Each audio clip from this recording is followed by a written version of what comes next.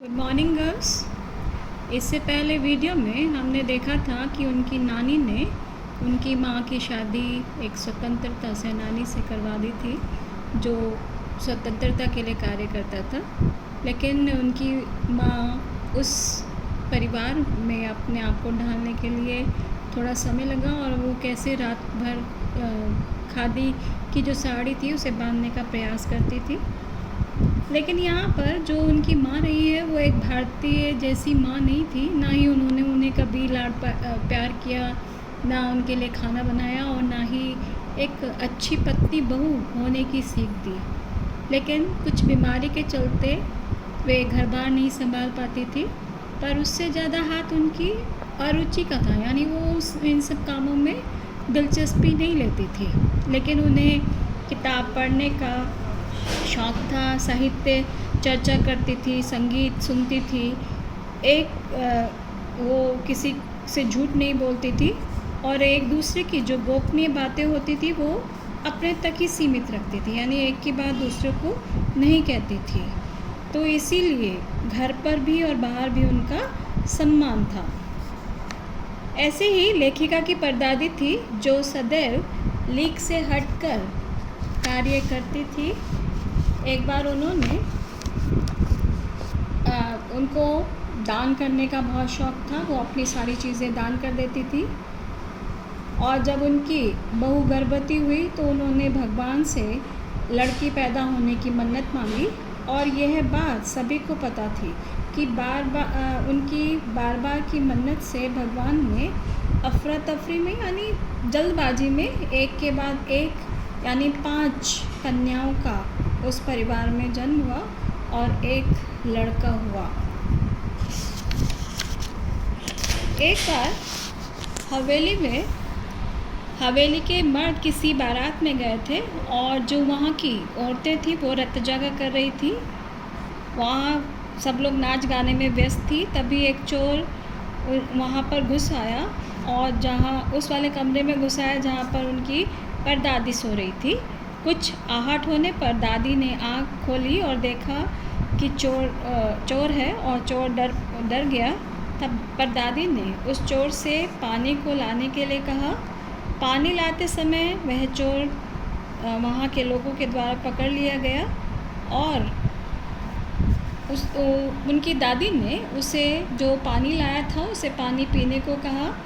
आधा खुद पिया, आधा उसको पिलाया। तो इस नाते वो उनका बेटे समान हो गया और उससे उसको कहा कि तू चोरी छोड़ दे और खेती का कार्य करे। उनकी सलाह मानकर चोर ने भी चोरी करना छोड़ दिया और खेती करने लगा। 15 अगस्त 1947 में जब इंडिया गेट पर जश्न मनाया जा रहा था तो लेखिका टाइफाइड के कारण वहाँ ना जा सकी और डॉक्टर की सलाह पर उन्हें घर पर ही रहना पड़ा। तब उनके पिताजी ने उन्हें ब्रदर्स कारामजो एक उपन्यास लाकर दिया जो कि एक प्रसिद्ध रूसी उपन्यासकार दास्तोवस्की के द्वारा लिखा गया है। लेकिन उन्होंने उसको बहुत बार पढ़ा लेकिन उसके मर्म को वो नहीं समझ पाए। लेकिन एक अध्याय जो था बच्चों पर होने वाले अत्याचार पर था, वह उन्हें पहली बार ही समझ में आ गया था। उम्र के हर पड़ाव पर यानी जीवन के हर अवस्था में वह मेरे साथ रहा और मेरे लेखन के एक महत्वपूर्ण भाग को उसने प्रभावित किया।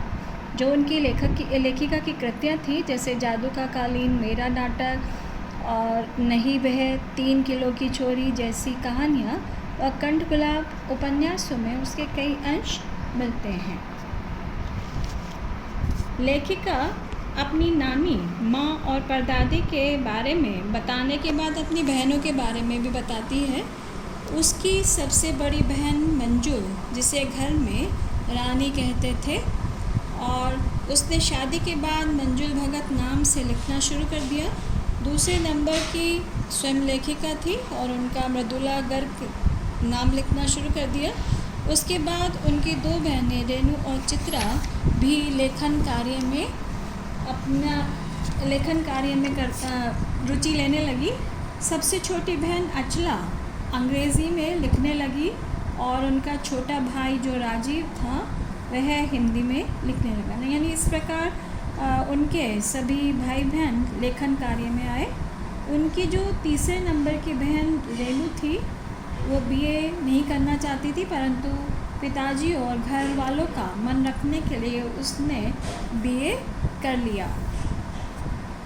और उनकी बहन चित्रा जो दूसरों को ज़्यादा पढ़ाने में दिलचस्पी रखती थी और उनके अंक उससे अधिक आते थे और जो चित्रा थी उसके कम आते थे। अब उसने अपनी पसंद के लड़के से शादी की। सबसे छोटी बहन अचला ने पत्रकारिता में प्रवेश लिया और पिताजी की पसंद से उसने शादी कर ली। बाद में लेखन कार्य में लग गई। विवाह के बाद लेखिका बिहार